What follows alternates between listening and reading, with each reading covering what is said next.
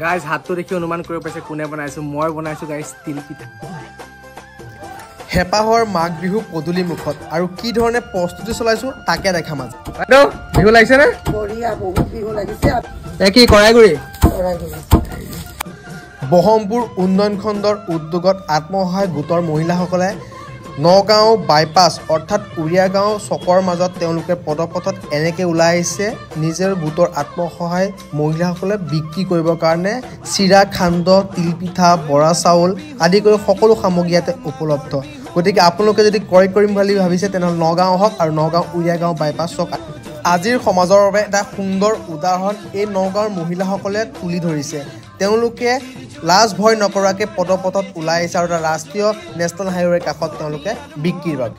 মাঘ বিহু ভোগালীক আদৰিবৰ বাবে ময়ো প্ৰস্তুত হৈ গৈছোঁ আৰু এয়া দেখা পাইছে মই বৰপিঠা বনোৱাত ব্যস্ত হৈ পৰিছোঁ